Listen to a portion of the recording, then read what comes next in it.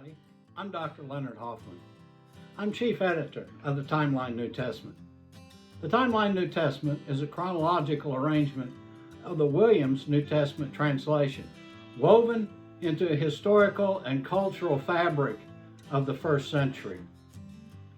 When reading the Timeline New Testament, the people and the characters seem to come more real and more alive.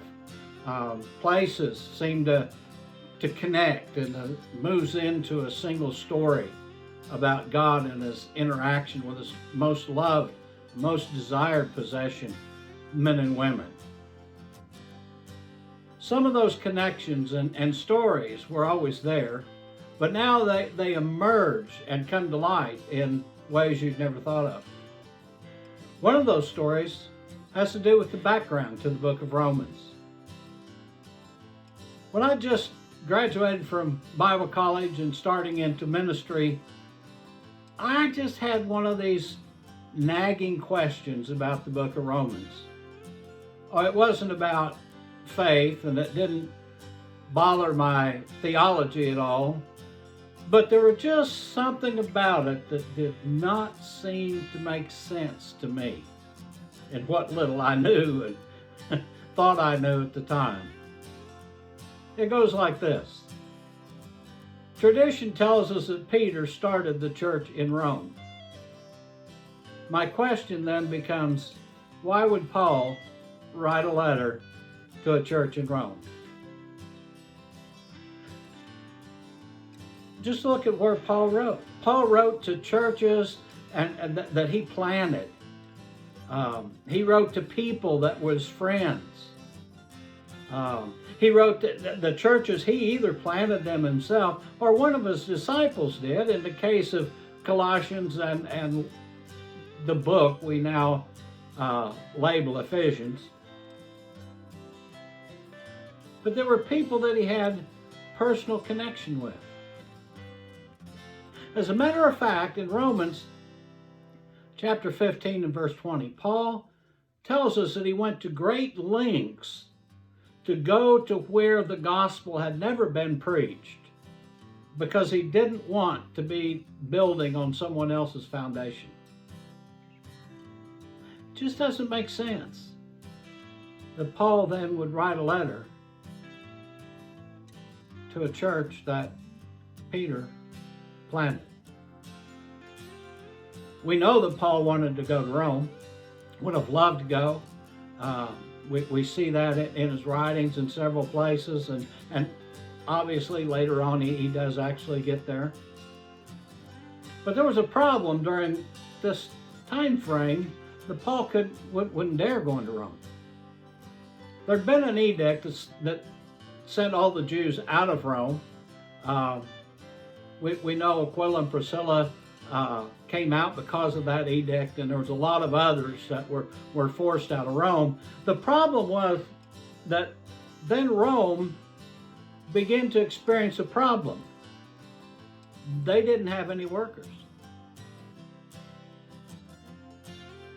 And so now they were not enforcing that rule as strongly, and they were encouraging but quietly welcoming Jews back into town.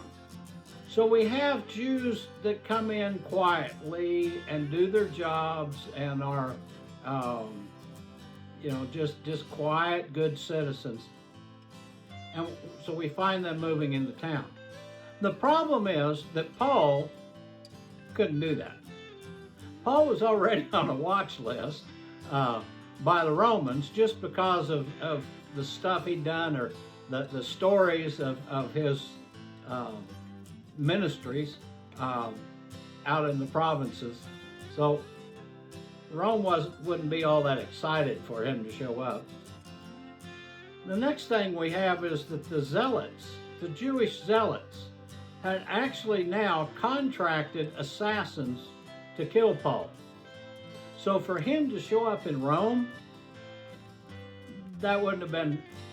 he wouldn't have survived long. So he can't go to Rome.